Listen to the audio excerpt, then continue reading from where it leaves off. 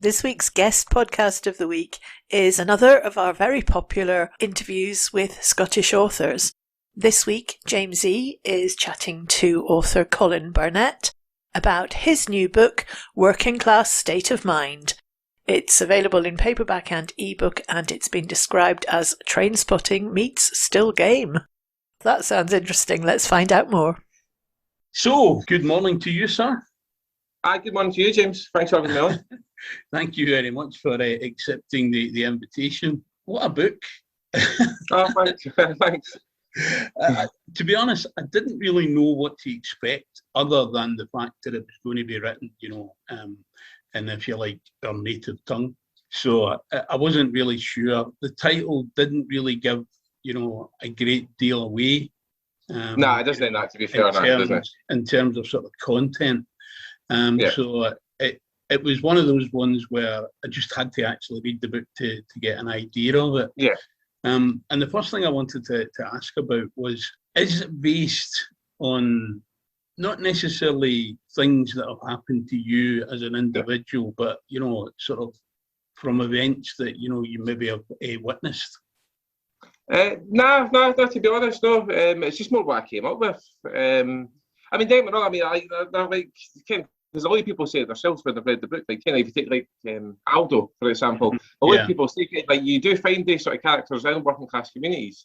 Uh-huh. So, I've knew, like, a couple of Aldos, to be honest, like, over my time, but, it's nothing really a witness, it's just more like the stories, like, I'll pick, like, a different part of working class culture to focus on.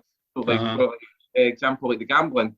I like to bet, but I'm not a gambling fan, but I like to bet, so I want to do one on that, and I had experiences of the welfare system, so like, I wanted to do one on that. So it's just really different facets of working class culture that I focused on. But don't get me wrong, some of it is influenced by, like you said, some of it is influenced by my own experiences and people that I've sort of came across. But yeah, because obviously, most writers, generally speaking, will say, well, I write about what I know. Yeah. Because it's probably, in fact, it is easier if you do that, than sort of try and create something, out of nothing, as it were. Yeah. But the themes running through the entire book are definitely working class themes. Yeah. And the trials and tribulations are definitely, working class trials and tribulations. Yeah. And as you said, the character of Aldo, probably everybody from a sort of working class background or from working class areas, whether it be Glasgow, Edinburgh, whatever, will recognise that character, because they will either know somebody like that or they will know of someone like that. Yeah. And what really brought it home to me was when I was reading about where he gets the abandoned pup. Oh, yeah. And how that kind of softens him to a certain extent, And it made me think of somebody I know who very much was like that. Not quite as extreme as Aldo, but had that kind of tough outer exterior that, nothing could chip away at. And actually, it wasn't a puppy dog. It was when his first child was born. It was like a complete softening of this person. Yeah, definitely.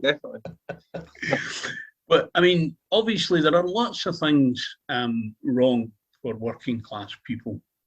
And you do, obviously you do talk about, there's the bit in it where the guy's standing up at the Latree event and he starts reading out his thing about Boris Johnson. And that is going to ring true with a lot of people, not just people in Scotland, probably maybe more so with people in Scotland based on how, the rest of the UK tend to vote recently. But there are going to be people in Wales and in England and parts that will probably agree, 100%. With what is said about Boris Johnson. Exactly, because we've all kind of experienced these decisions, kind of like we all feel the effects of what he's done, whether you're English, Scottish or Welsh. Obviously the political landscape changed a wee bit in the sense that the down south, the working class team have sort of been blinded by Boris Johnson and his ideas, like the vote for him. But like you said, I think that's the feedback I've had, to be honest, on social media, that it seems to resonate with people, not just in Scotland, but obviously outside the other parts of the UK. Mm-hmm. So that, like you said, that definitely seems to come across what I've heard from readers. Yeah, because I think also if you're, and I hate using these tags, but if you're working class, it doesn't matter where you are in England, Scotland, Wales, Northern Ireland, whatever it might be, you're going to be able to sort of line up with some of the themes and ideas of what happens within the book. So in that sense, it will have a universal appeal. Yeah, well, that's what I've always thought the working class experience is a universal one, because we might like speak differently or whatever, kind of like have slightly different experiences, but typically it's the same, because we've all experienced hardship. We've all kind of like had decisions like taken out of our hands, made by politicians, and it's had a rippling effect through our communities. So I think, like you said, I find the working class experience is a universal one, because when I started writing the book, even though it was written in Scots and obviously it's set in Scotland, I wanted it to hopefully engage with not just the working class in Scotland or Britain, like outside of, kind of, if I can get to that sort of level where I have readers outside of the UK. So I think you're right. I think the working class experience is a universal one, and people hopefully will be able to resonate. It doesn't matter where they are, if it's America or Australia or whatever. Yeah. See a familiarity to it. And have you had any sort of negative feedback, specifically in relation to how it was written and the language that was used? Well, yeah, I've mostly, to be fair, most of it has been positive, but I have had a negative feedback about writing in Scots, mostly, if I'm honest. People seem like, even it's not just people outside of Scotland, even people in Scotland can seem to sort of look their nose down. No, not everybody, obviously, but some people look their nose down at the use of the language, because they'll claim that it's like slang or it's just like a poor relation to English. Yeah. But to me, like, if you look at, like I've always said, the example, if you look at Robert Burns, I mean, he took his local language and made it global, and obviously still celebrating this day. So that, to me, he showed like the power of the Scots language, that it can connect the audiences, not just at home, but abroad as well. Yeah, and I mean, since 2014 and the first independence referendum, there seems to have been a real upsurge, not so much in Gaelic, because that was kind of like always there to a certain extent, but in the Scots language itself. I know that personally I've read quite a lot of books that are written that way now, and there's a lot of musicians that I find through doing my music shows are now recording in their native tongue. Yeah, that's great. There is definitely a resurgence to the Scots language. I think, again, like you've said, not just in writing, but in other mediums like music and stuff like that. So I do see an upturn in the language, but there's still that idea, I think, with some people that it's just not like a language and it should just be deemed like it. It's crazy, because even people like I know not read my stuff because I write in Scots. Yeah. Which I always find odd, because I'm writing like how they speak, and but they find that they don't count that as a language, so it's like they're sort of putting themselves out of culture, or kind of it's sort of like self-hatred, sort of that way, kind of like in the cultural sense. Kind of, I think as well it's because, to a certain extent, certainly when I was at school, which was quite a long time ago, you weren't allowed to speak, you know, the way that you would normally speak. You know, if you said aye or no, you got the belt, you know, that kind of thing. And if you wrote it down, you know, as part of an essay or something like that, you would invariably be punished for it as well, because it had to be, you know, taken out of you. I spent a lot of time down south, and quite strangely, especially in London, a lot of people used to say to me, "What part of Ireland are you from?" And I'm like, "I'm not from Ireland, I'm Scottish." You know, for some reason, sometimes they, you know, pick that up as being an Irish way of speaking, you know. Have you found that? I've not, to be honest, I've not ever say like, "Are you part of Ireland?" But I mean, like, people have said to me, like if I'm on Twitter and that, they're like, what's that language you're speaking? You're writing, and I'd say Scots, and like there was a woman in from Canada, and she said to me, like, I never actually knew there was a Scots language until I came across your work. And I was like, and there's quite a strong influence of Scots in Canada. So I found that quite odd, kind of like, but quite fascinating at the same time.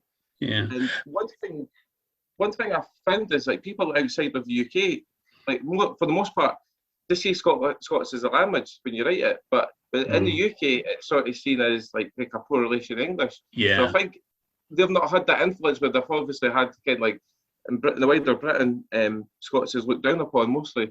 So I think outside of the UK, it's not really had that negative sort of connotations to it. Yeah, I think as well, to a certain extent, we have like English as a language in Scotland. There's Gaelic.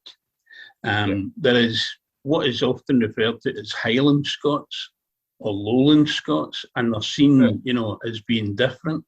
Then, of course, you've got the Doric language from the northeast up and around Aberdeenshire.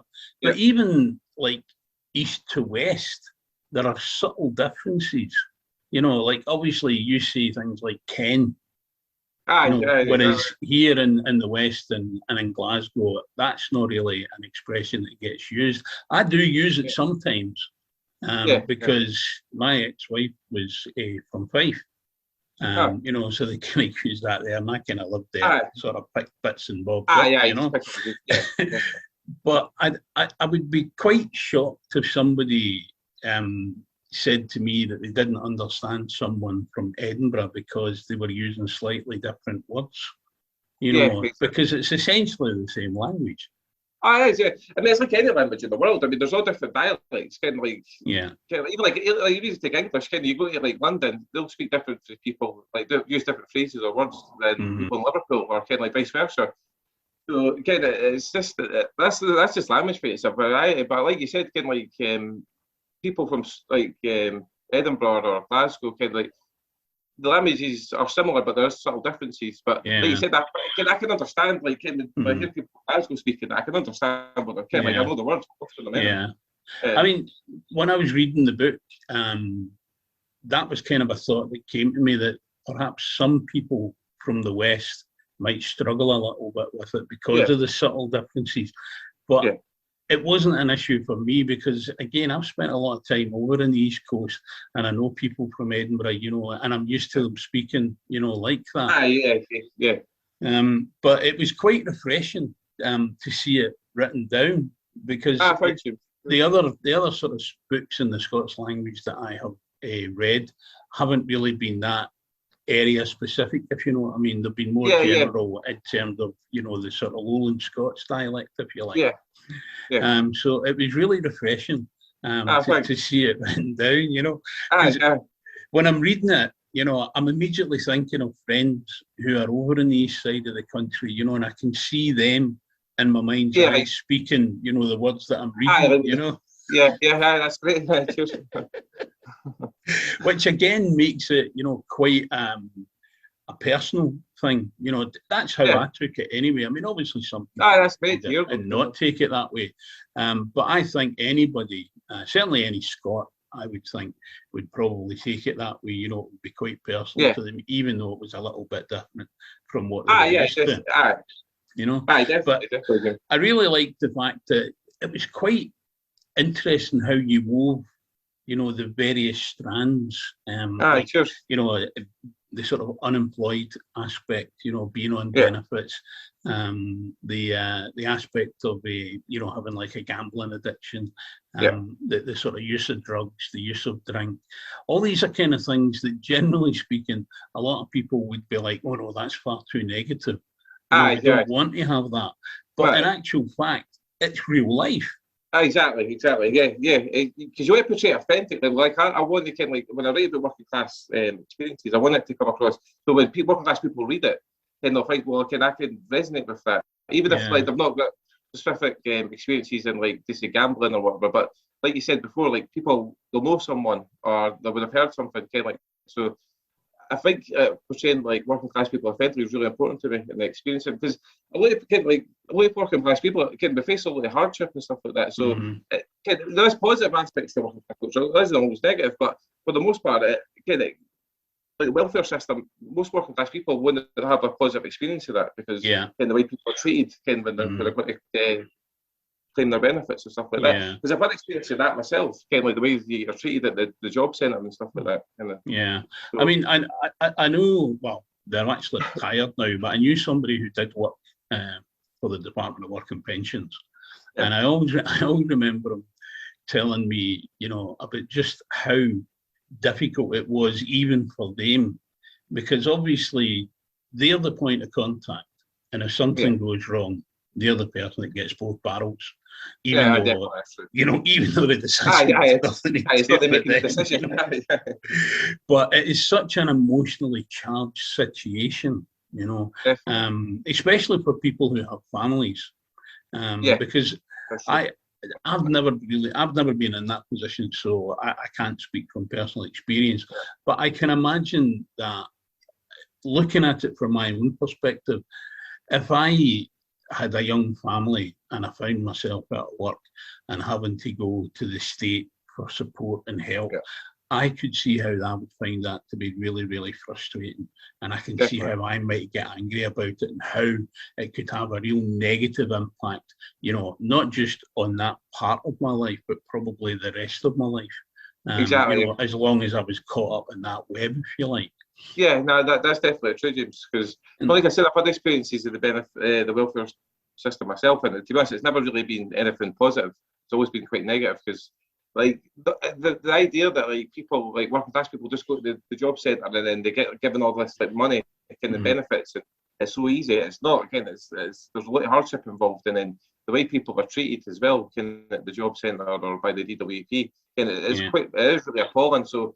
I think portraying that, like, authentically and showing that, like, the sort of harsher side, that the way people are treated, that was important to me, because, like I said, I did have experience of that myself, and I know people obviously who have had experiences of that. Yeah, what I was quite surprised at when I was reading the book, because I thought it had been written quite a while back. I'm talking about the fact that you're talking about the COVID situation within the book, and I don't know why, but in my mind's eye, before I started to read the book, I had this impression that it was maybe pre-2019. I started writing my stories probably about then, to be honest. So it's probably a couple of years in the making. Like, not all of them, obviously. Like, the first one I ever written was A Working Class State of Mind. The first one, that was the first one I'd written. All right. So it's just been over, like, the last couple of years that I've been posting stories on Twitter before, so so I can see why you would think that. Yeah, but no, it was good that it was referencing if you like, the current situation. I'm talking about being in lockdown and stuff like that. Again, it gives people something to relate to. Based on the current situation. So, but. When you started out to write the book, did you have a definitive idea of how it was going to go along, or did you just kind of have maybe one or two chapters in your mind, and then it developed as you wrote those chapters? Yeah, I would say that I had a couple of chapters in mind, and then it started to develop, because, like, when I started introducing, like, Aldo to the stories. Originally, I wasn't planning him to be the sort of focal character. But when he wasn't, but then people seemed to really take to him. So I really started developing him more. But originally, he wasn't really going to be the main focus, but it was just that people took to him. And I always set out to write, like, different facets of working class culture. So I always had an idea that I would do one like the welfare system, the gambling addiction, and, like, cover, like, drugs and stuff like that, because, like I said, it was always important to me to portray working class culture authentically. So I wanted to cover each facet, and, like even like football. And there's a story they come to, like, the town that I live in, Bonnery. And I see football as for me anyway. Football's a part of my culture, kind of, like, and working class culture. So. So I sort of just developed along, to be honest. I had a couple of ideas at the start, and then it just sort of went along that way, and started introducing more about Aldo and stuff like that. No, I think you're right. That football is certainly within working class environs. It's kind of like the be all and end all. It's a bit like boxing in a way that it's how somebody from that kind of side of the tracks, if you like, can move forward and can get better, in their life. But at the same token, there are, for every one person that makes it, out of that situation through sport and prowess or whatever, there are probably 100 or more who can't get there. Aye, They might be more talented or just as talented, but there is always something that kind of knocks them back, you know. Yeah, because it's like in the first story, Working Class State of Mind, I sort of touch on that because it's like he's talking about he was a promising wee football player, then he became more sort of bothered about what his pals were doing at the weekend, and he got involved with drugs and drink, and then his potential sort of just got drained away with that. So that's like what you said, kind of like you will get the odd person who will make it, but like you said, there'll be like 100 people who will kind of like go a different route and not fulfill their potential. And I think that's like true. And if you look at like America, kind of like the scholarships now, even in America, that's how a lot of people, working class people, will get out of poverty, and like not just America, but every country, like lots of countries. And I think it's applies here, kind of like because I've always felt that the kind of two routes to me where you get out of that sort of, again, working class, although I don't like using that term, the two ways that you get out of that, one is through sport of some sort, and definitely. the other is, ironically enough, through education. Yeah, I agree with you. I definitely. You know, which is sometimes seen by working class people as being a snare. Yeah, you know, that's true. Yeah, definitely. You know, because there are so many clever people that, for whatever reason, fall through the gaps in the education system as well. You know, because they go down, you know, certain routes. You know, maybe into drugs or drink or whatever it might be. You know, if I get this wrong, I do apologise. No, you studied sociology, wasn't it? Yeah, that's right, James. Yeah, sociology. Yeah, that's right. Right, because that makes an appearance in the book as well. Yeah, that's right. That's right. So when you were studying sociology, in all honesty, I don't know a great deal about it. I've got a fairly good idea of it. But do you think that it's a great way to study the psyche, if you like, of people, regardless of whether they're in working class, higher class, middle class? Yeah, definitely. Because like I did an article once for St Andrews Uni, and it was about like my experiences studying sociology. And one thing I said is social sciences are a weapon of class war. And by that I mean, because what sociology did for me was it got me questioning the world around me. And I think the only way you can confront oppression is by realising it's there. And I think a lot of working class people, because we've got that much going on, we're sort of passive spectators and we just go along with it. But I think when you study sociology or anything in the social sciences, it opens your eyes, and once you can see oppression, that's when you can challenge it, and that's what sociology did for me.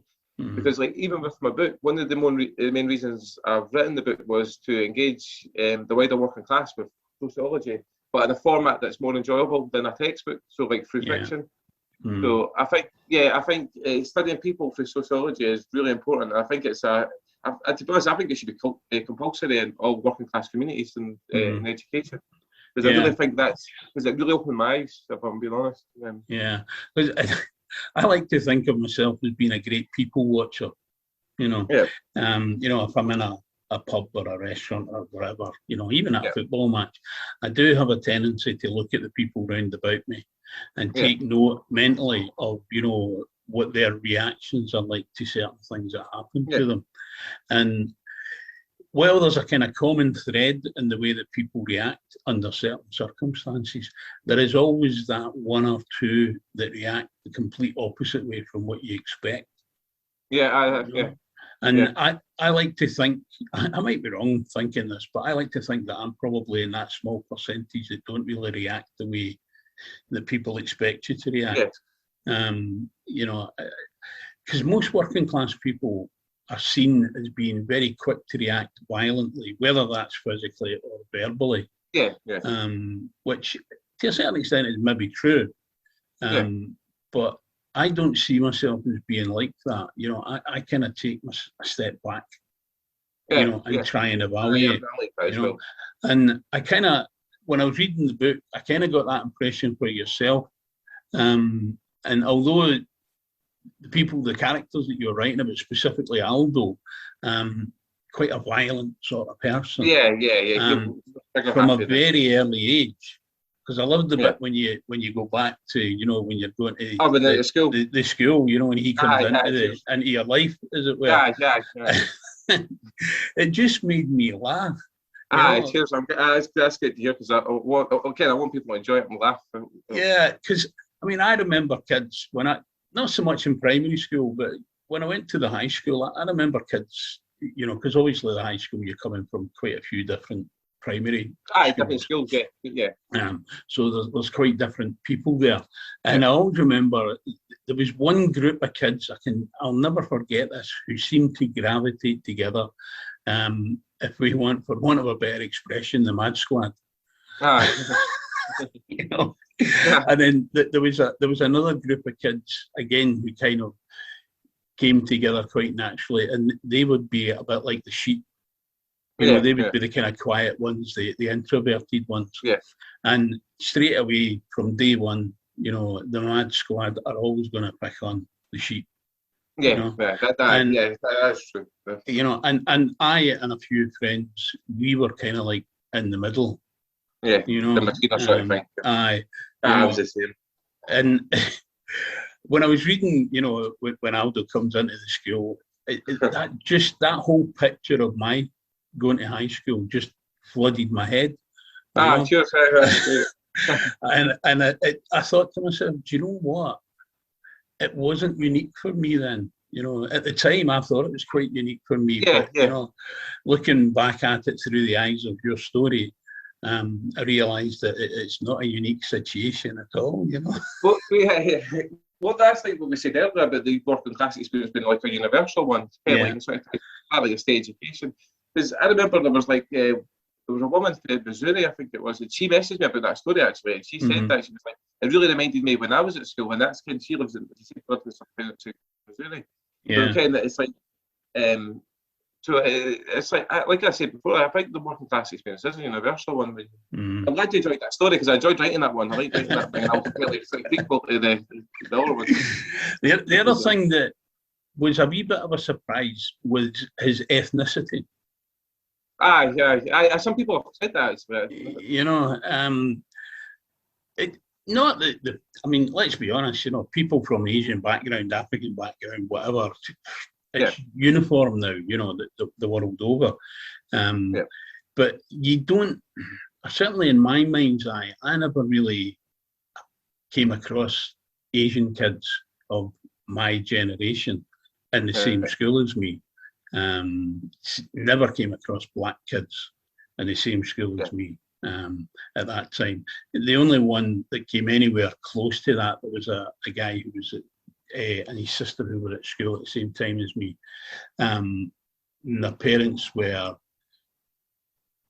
Italian extraction or Greek extraction, one or the other. So they had that kind of classic olive skin, so marked them out as being different from the rest of us white pasty-faced kids, But that was really the only time I'd come across that. So when Aldo, was described as it was, and being a bit of a madman, I just initially I couldn't get my head round that.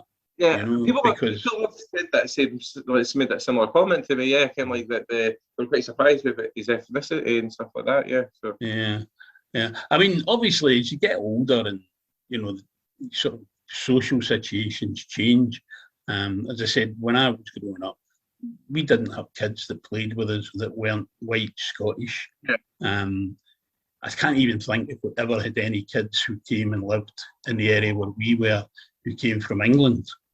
And their parents had moved to Scotland. We were all very much Glaswegians.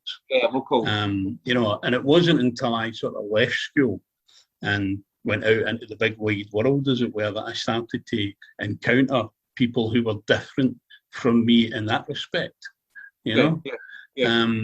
So I mean, one thing that always sticks in my mind is the first time I went to America and I came across the black-white tension. I was really shocked by it, because I didn't, when the incident happened, I didn't see it being white people and black people. I just seen it as being people. Exactly. And it kind of carried on. I travelled a lot to lots of different places and things like that, and I began to see all these kind of tensions, but not from the perspective of it being a class tension or being a racial tension. I just seen it as being a people tension. Yeah, exactly. I'm the same. I've never I've never judged anyone by the skin of the colour. And doesn't come in there. I just judge people on people. If you're good with me, I'm good with you. This is my own colour of skin. It's just which I think is one of the better traits of Scottish people. Yeah. In general, we're quite good at, giving people the opportunity. The only time we really kind of fall down is when we start to talk about football or religion.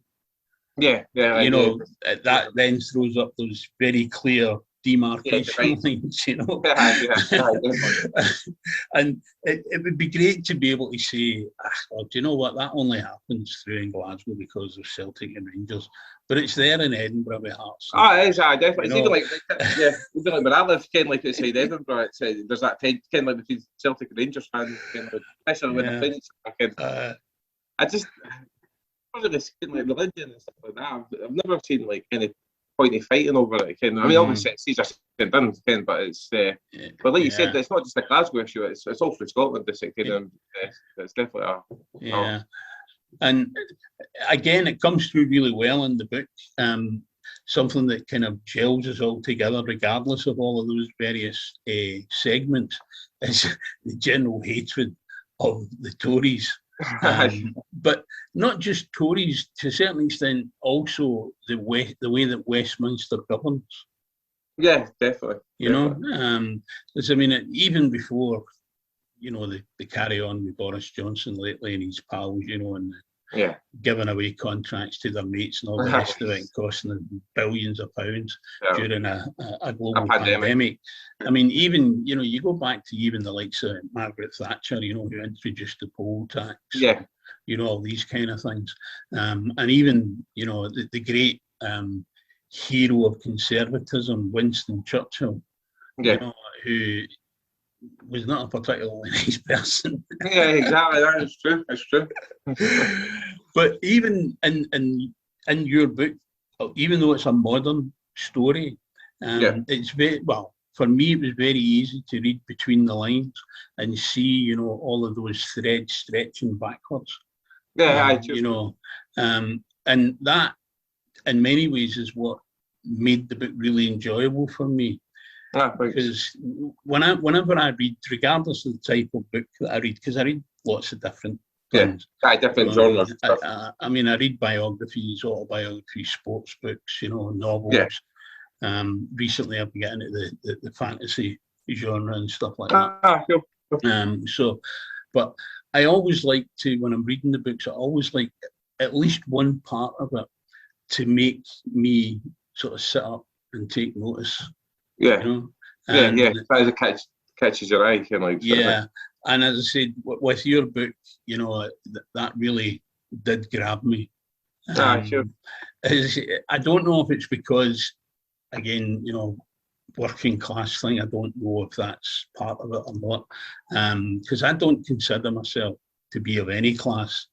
I know that if you were going to pin me down, then it would have to be working class. My parents and my grandparents and all that, worked. That none of them were like wealthy business owners or anything like that. But every generation has attempted to move a stage forward, if you like. Yeah, that's very true. And I like to think that putting my Scottish independence hat on, that's the reason I want independence for Scotland. It's not for me, because I'm at a stage in my life when, in theory, it's winding down. But I'm thinking in terms of my nieces, nephews, great nieces, great nephews, the future generations. Yeah. I don't want them to have to go through what I've gone through growing up and what my parents went through, and their parents. And again, I get that feeling quite strongly from the book. Yeah, that's definitely a key. Yeah, I'm glad you said that, because that's definitely one of the things I was trying to reflect through the book. It's like when Aldo, like, because I've even since I was a bairn, I've always hated Tories for something. Like, I've grew up hating them because my mum, dad, and like my granddad and that kid never like a fan of the Tories, and like it's like Aldo dumps his girlfriend because he finds out she's a Tory. And, like, I know that did make me laugh. It did make me laugh. But is that kind of thing? Is that really a reason to dump your girlfriend or your boyfriend or whatever the case may be? Yeah. But then, if you then put yourself into Aldo's skin, if you like, and how he is and the way that he has come across through the book, then you can very, very much see why that is a very important thing. Yeah. Well, it's just when I was reading the book, as I said, I actually read it very quickly. From when we first contacted, and I downloaded the book to my Kindle. I actually read it very, very quickly, which did kind of surprise me a wee bit, because I've had to read other books for this series that I do, podcasts, and some of them have taken a wee bit longer to read. But that's because of what I do over and above, reading books to do these podcasts. But that workload, if you like, outside of that hasn't increased any or decreased any. It's remained the same. And I can only put it down to being the fact that when I picked up the book and started reading it, it became very hard to put it down. Cheers, James. That's good to hear. Thanks. And for me, the mark of a great book for myself is that I can pick it up and I don't want to put it down. I come to the end of a page, or I come to the end of a chapter, and I know that I should really stop to go and do something else, but I want to keep going. And if I do stop to go and do something else, as soon as I'm having a break, I'm back to the book and I'm picking it up again, And to me, that's the mark of a great book. Any of the great books that I've read by whoever they've been written, and I've read lots of stuff, they have always been books that I've never wanted to put down. Thanks for your nice comments, James. I appreciate that. I really appreciate enjoyed it. No, because my love of books started when I was at school, and I started to learn to read. And I do dabble a wee bit in writing myself. I've been working on a book now for about 4 years, I think. And I don't even think there's about 2 chapters worth in it yet. Because I keep getting pulled away, to do other things. Distracted. And then when the pandemic hit, I thought, this is going to be a great chance for me to, to really go at it. But then I started getting the stuff together to broadcast for Indie Live Radio from home. So then that became really, really important. And then instead of just doing the one show a week that I was doing, I started to do a show on a Thursday night. And then I did a podcast with an author called Ethel Smith. That's right. Well, I don't know well, but I know how you're talking about. Well, I sort of started to read her books, and this is how the whole my author podcast thing kicked off. And she writes in Scots. That's right. I must admit, about 4 or 5 pages into the first book, I was starting to question whether or not I was going to be able to continue, because although I knew it was the way that we were speaking, seeing it written down was hard for me, so I had to really drill down on it.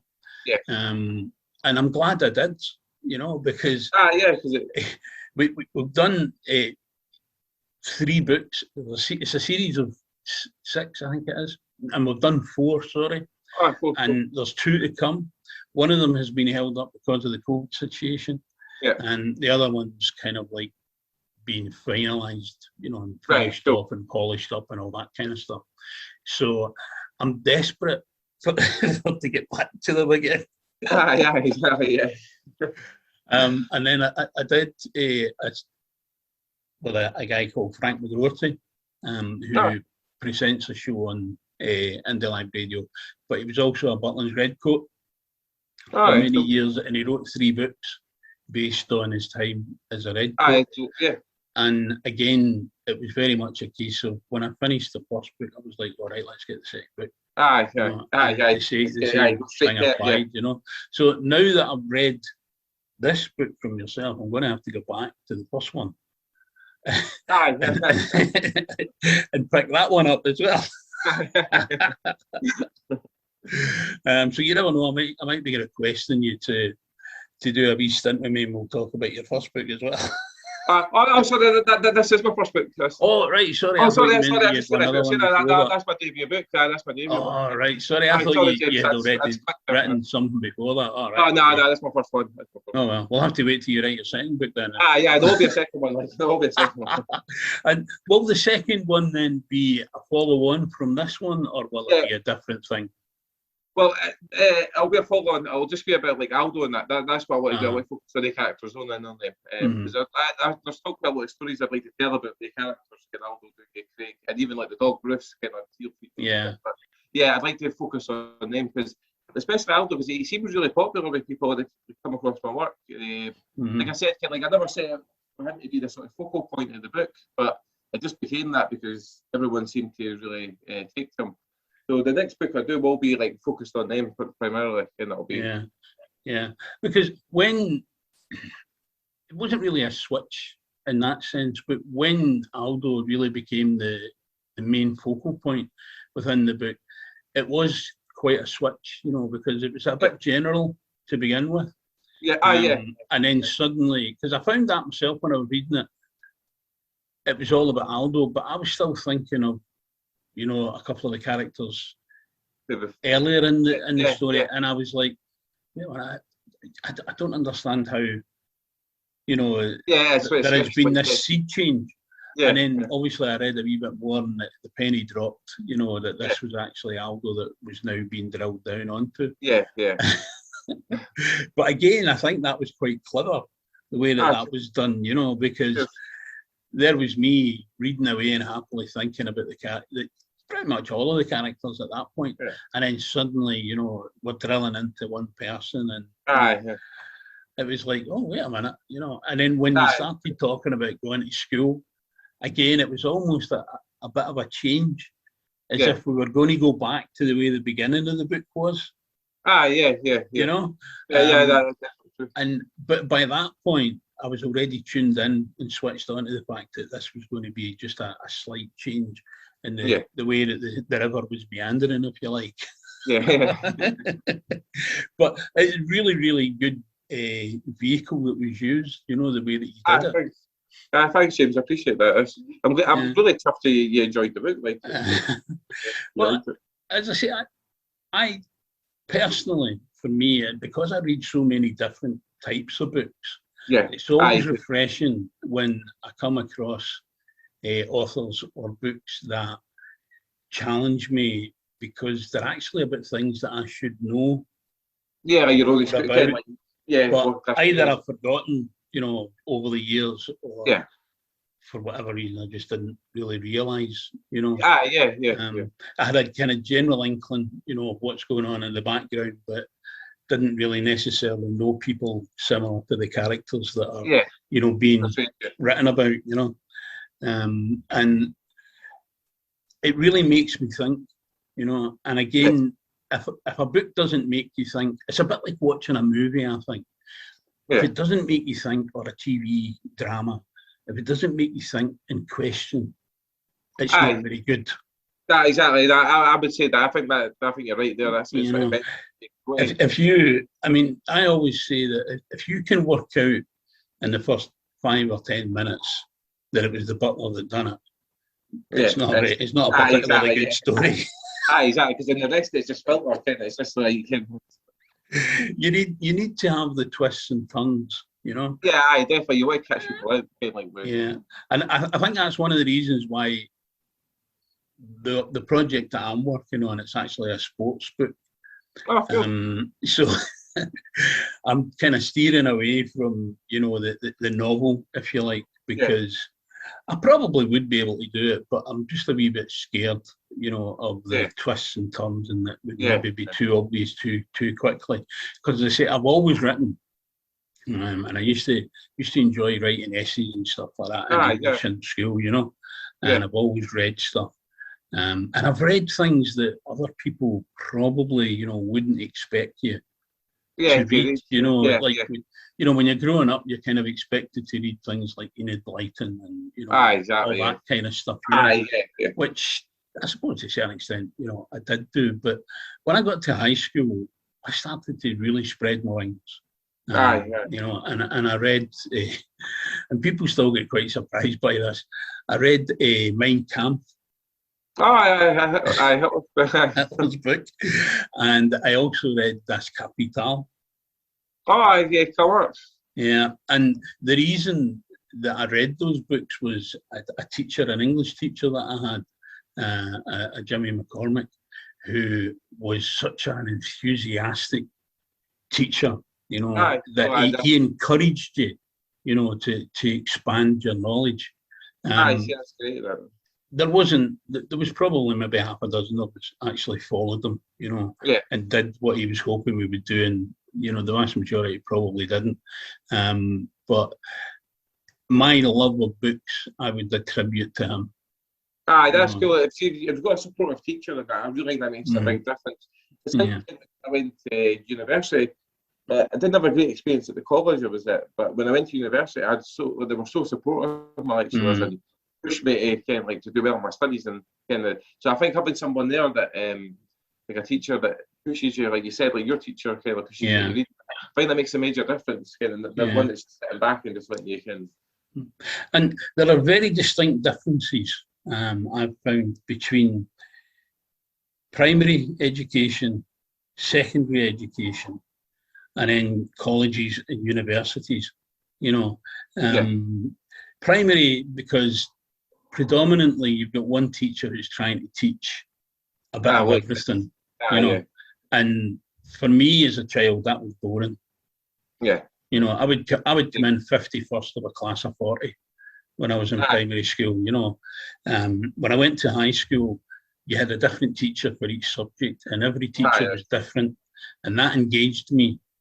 And then I went on and did some further education at college a couple of times. And the first time was really just a waste of space, if I'm being honest, looking back at it. Because it was a bit like going back to primary school. The second time I did some college education was much, much better, because the people that were teaching you encouraged you to expand, you know, and explore, you know. And likewise, when I went on to do a degree, it was exactly the same. It was very much a case of, if you don't do the work, fair enough. You're the person that loses out. I don't lose out. But if you want to do the work, I'm here to help. I'm here to encourage you. You know? That makes a big difference. Yeah. And I think, personally, a lot of kids fall down at primary, because that's sort of the demarcation line. Because a teacher's trying to teach a lot of different things, children get bored. Sometimes by the time they get to high school, they're so bored that the high school is not going to engage with them. Exactly. That's the point, Jude. You know? But they're intelligent children, they're clever children, and they've got a great deal of potential, you know? Exactly.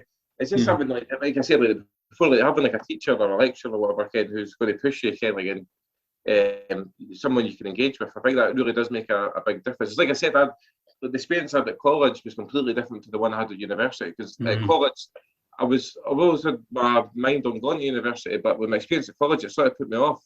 And it was my parents who said, kind of like, you should go to university, and then so I did, and I was really pleased I did, because I like the great sociology department, and it was really engaging. See, thinking back to your school days, would you have considered sort of that further education route at that point in your life, or was that just something that maybe you thought was for other people? To be honest, I thought it was for other people. If I'm being honest. Even at like kid, well, like primary, and then I went to high school. At high school, I was never, even though I was quite good at good grades in that, but the teachers never told me, "Oh, okay, you could go to university." But then I noticed it was like middle class kids. They would push them to go. They would talk to them about university, but mostly working class kids, they were just sort of like kind of left you to it. If it wasn't for my parents, I don't think I would have went to university. Yeah. They were the ones that really pushed me at the end to go. And then obviously I was really glad that I did. But back then, I always thought it was like more for sort of like posh folk, as it were, kind of like university and that. So, but high school and that, I never thought I would go to university. But I was glad I did, obviously. Because that really is a good example of what they cry the attainment gap, isn't it? Yeah. Whereby if you come from a slightly better off section of society, people are going to encourage you more. Exactly. Then and again, that is wrong. 100%. It would. I honestly sympathise a wee bit with politicians because it's going to be a difficult thing to sort of eradicate. But I think that people have to take a certain amount of personal responsibility here as well, not just politicians, but teachers and the children themselves and the parents of the children have to take some sort of responsibility as to why they don't encourage the children, or if the kids have got homework to do, they don't keep on them, to get it done. I mean, I hated doing homework, but I always remember my mum hounding me, about getting my homework done. And I would never ever have been sitting having my breakfast and trying to do homework that was due to be handed in that day. It was, but the whole education thing was drummed in, from an early age, and likewise with my stepson, I tried to do that with him, but he was a very intelligent kid, but he had lost his impetus at primary school, and by the time he went to the high school, he had started down that road that was going to be very, very difficult to return from. Well, like one of the things I always think that they should do is like at high school, I think they should have like working class like doctors, lawyers, and that going in to speak to the kids to show them that even if you've came like a sort of poorer background, that doesn't mean you can't excel. Because I think once you see someone for your own background who's achieved like what you hope to achieve yourself, whether that's like let's say like doctor or academic or whatever, I think if somebody comes in and says like I've came through the same background as you and I've done it, it gives kids encouragement because then they can see it can be done. I think I've ever heard anything like that. I don't think we've ever had anything for our bachelors. Well, I think that's why people like yourself who are writing the way that you're writing, and the singers and poets that are doing the same thing. I think it's important that these things get highlighted, so that kids, as you say, can see.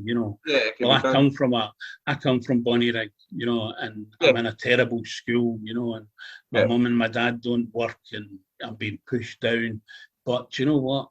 There's that fella who's came to the same place as me up the road there. He's got a book published, or a couple of books published, or he's made some records, And exactly. It's different. That's different from the kids watching something like what's it, that so-called talent show, Britain's Got Talent.